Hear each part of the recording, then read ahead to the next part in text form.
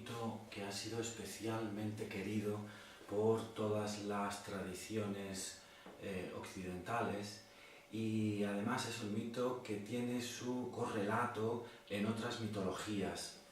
En especial en el arte europeo ha sido muy tratado, porque además es un mito que cuando uno se acerca a la mitología resulta especialmente atractivo.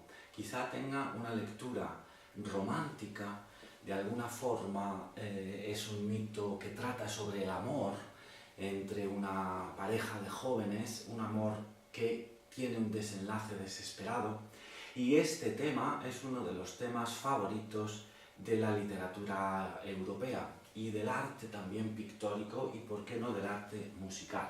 Así pues, el mito del que vamos a tratar, que es el mito del héroe Orfeo, es un mito muy conocido, muy extendido. ¿Quién es Orfeo? Orfeo es el hijo de un rey de Tracia. Tracia es una región situada al norte de Grecia, con muchas relaciones con los pueblos griegos. Pero también es hijo de la musa Calíope, de ahí su condición de semidios o héroe. Como joven es un príncipe muy querido por todos. Se coincide en presentarlo como alguien especialmente amable y amado.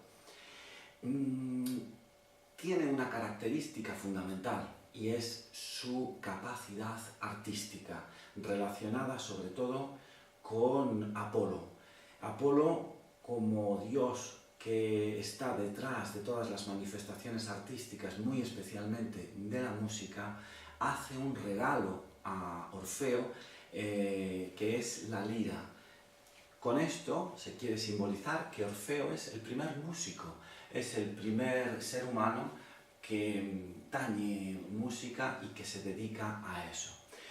Los griegos entendían por música no solamente lo que nosotros entendemos por lenguaje musical, sino que se integra también ahí la canción y, por lo tanto, la poesía. Orfeo, por lo tanto, canta y toca la lira. Esta música que produce Orfeo provoca en todos los demás un atractivo que ninguno de ellos puede dejar de sentir.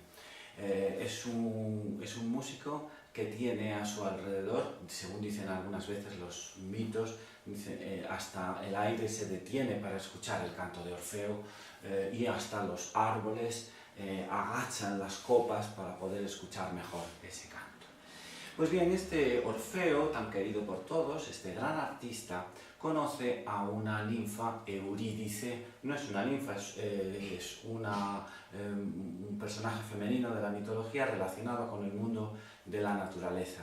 Eurídice se enamora de Orfeo, a la vez que Orfeo se enamora de ella, y se casan. Este matrimonio, sin embargo, va a durar muy poco tiempo, porque Eurídice, que está acostumbrada a vivir en la naturaleza, tiene que hacer excursiones a esa naturaleza, al mundo de los bosques o de las fuentes, con mucha frecuencia. Y en una de estas excursiones es descubierta y perseguida por un cazador, el cazador Aristeo. Aristeo la persigue, y en esa huida del cazador Aristeo, Eurídice tropieza y del resultado de la caída muere. Algunas veces en los mitos se dice que en una de estas excursiones Eurídice es mordida por una serpiente venenosa y de esa picadura muere. Sea como sea, Eurídice muere al poco tiempo de haber contraído matrimonio con Orfeo. Entonces, Orfeo, al conocer la noticia, entra en una gran tristeza, una tristeza que le produce un apartamiento del mundo de los demás, de las relaciones. Él vive dentro de esa tristeza, meditando y acordándose de Eurídice. Y en esa burbuja en la que está metido Orfeo es donde concibe una idea disparatada. Él va a acudir al mundo de los muertos a recuperar la vida de su esposa Eurídice.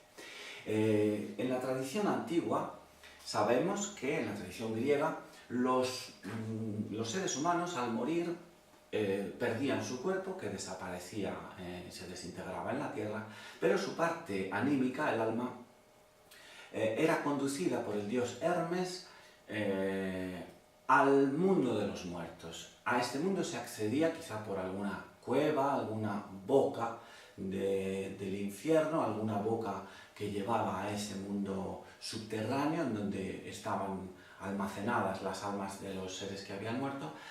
Hermes conducía las almas hasta allí y las guiaba en esa ruta, en ese camino. Tenían que traspasar una frontera de agua, seguramente una corriente, un río al que ellos llaman Leteo, y una vez en la otra orilla, allí estas almas ya estaban en el reino de los muertos, que como sabemos dominaba el dios Hades junto a su esposa Perséfone. Pues bien, allí se supone que estaba el alma de Eurídice y la idea que ha concebido Orfeo es ni más ni menos llegar allí y rescatar a Eurídice. Como arma solamente para convencer a Hades de que permita ese regreso, tiene su lira y su música. Así que acude allí entonando melodías y convence al barquero para que lo traslade a la otra orilla, algo que estaba totalmente prohibido para un ser vivo. Él, estando vivo, llega al reino de los muertos y entra en él, consigue la atención de Hades y de Perséfone y consigue además, mediante su música y también mediante esa manifestación terrible de amor que es lo que le ha hecho bajar al mundo, al reino de los muertos, consigue que Hades y Perséfone permitan que finalmente Eurídice regrese a su vida, continúe con su vida que ha sido truncada en la juventud. Sin embargo, para ese retorno ellos disponen una serie de condiciones. ¿Cómo se va a hacer ese retorno? Se va a hacer, la pareja tendrá que volver uno delante del otro. Guiará Orfeo. Orfeo tiene que hacer el camino de vuelta hacia la vida, mirando solo hacia la salida. Y detrás de él irá el alma de Eurídice. En ningún momento Orfeo se podrá girar, es decir, la condición es que él no podrá ver a Eurídice muerta. Él solo la podrá ver cuando ya haya recuperado la vida. Y esto solo sucederá cuando a Eurídice la bañen los rayos del sol. Así que así inician la ruta y llegan hasta el final, hasta esta cueva por la que entró en su momento primero Eurídice y luego Orfeo, y ya se disponen a salir de nuevo a la tierra de los vivos. Sale Orfeo y una vez que él recibe los rayos del sol, no puede resistir la tentación, quiere ver ya a su esposa, se gira, pero a ella todavía no le estaban dando los rayos del sol y lo único que ve Orfeo es como el alma muerta de Eurídice regresa al infierno para no volver a salir ya nunca más. Entiende Orfeo que ya no hay solución, vuelve a su tristeza, vuelve a su pesar y decide aislarse del mundo. En este aislamiento del mundo él se refugia en el mundo espiritual, en el mundo que está relacionado de nuevo con Apolo y con el arte y con lo más místico. ¿A qué renuncia? Está renunciando a todo lo que tiene que ver con la parte corporal del ser humano. Es, por decirlo así, un místico. Él, a partir de entonces, lleva una vida de meditación, de espiritualidad, y no está solo, sino que es acompañado por otros hombres. Solo hombres, porque él también renuncia al contacto con mujeres, con personajes femeninos.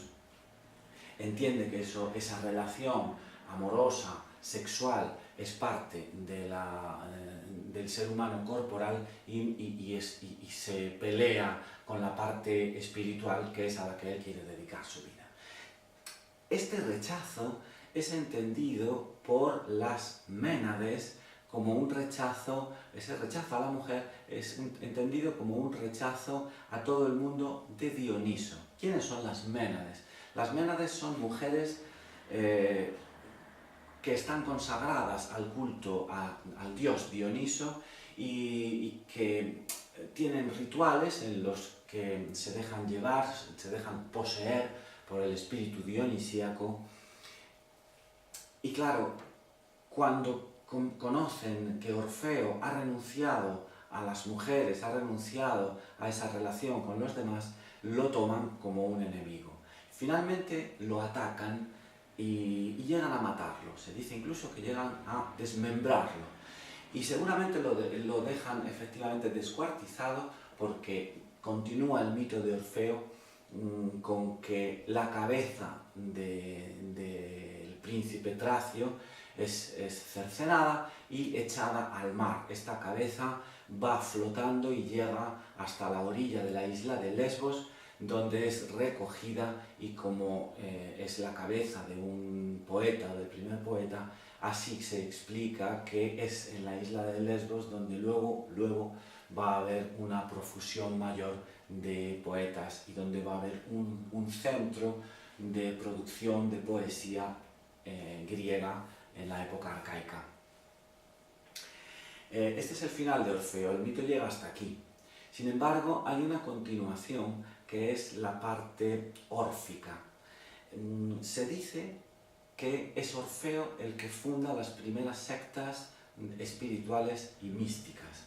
Y efectivamente, en el mundo posterior, en el mundo griego posterior, hay sectas, hay reuniones mistéricas, o sea, secretas, en las que solo participan hombres y que simplemente cultivan la espiritualidad del ser humano, negando todo culto a la parte corporal. Esto es el orfismo, que es una de las primeras manifestaciones del misticismo.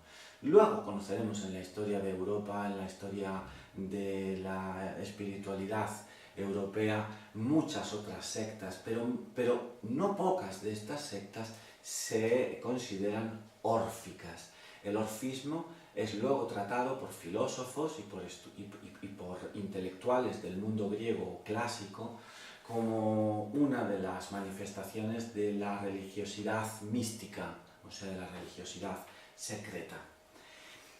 Este es el mito de Orfeo. He dicho al comienzo que el mito de Orfeo tiene una vertiente romántica, puesto que es un mito en el que se ve una historia de amor y además una historia de amor truncada trágicamente y que después de esa tragedia el sujeto que queda vivo, Orfeo, lo da todo, absolutamente todo, es capaz de arriesgar su propia vida para recuperar el amor de la esposa que había muerto. Esto, por ejemplo, si uno atiende a la ópera, el mundo de la ópera, lo ha recogido en varias ocasiones, ¿no?, como un ejemplo de amor bellísimo, una especie de Romeo y Julieta o tantos otros ejemplos de amor pasional que lleva al ser humano a hacer cosas desesperadas, ¿no?, y que aparecen en la literatura posterior europea. Sin embargo, si pudiéramos quitarnos esa cortina, ese matiz romántico que ve puramente la historia de amor, descubriríamos que hay también en el mito de Orfeo una lectura más mítica, por decirlo así. Es la lectura del ser humano que traspasa el umbral de la muerte y conoce qué es lo que pasa cuando uno muere. Es decir, sin importarnos cuál es el motivo que lleva a Orfeo a entrar en el mundo de los muertos, lo que vemos es que hay un ser humano que entra allí vivo y que sale de allí vivo y que cuenta a todos los demás, o puede contar a todos los demás, cómo es estar muerto, cómo es el mundo de los muertos. No cabe duda de que esta es una de las grandes preguntas que se hacen los seres humanos, ¿qué hay más allá de la muerte? El mito de Orfeo es, por lo tanto, una pequeña respuesta o un planteamiento dentro del mundo mitológico, del mundo mítico, a esa gran pregunta. ¿Qué hay detrás de la vida? Cuando uno muere, ¿qué encontramos? Pues bien, la mitología griega tiene este mito de alguien que es capaz de vencer a la muerte en el sentido de que llega al mundo de los muertos y sale de él y continúa con su vida. Pues bien, este es el mito de Orfeo. Creo que es uno de los mitos más conocidos, más populares y más apasionantes de la mitología griega. Y continuaremos con nuevos mitos en los vídeos sucesivos.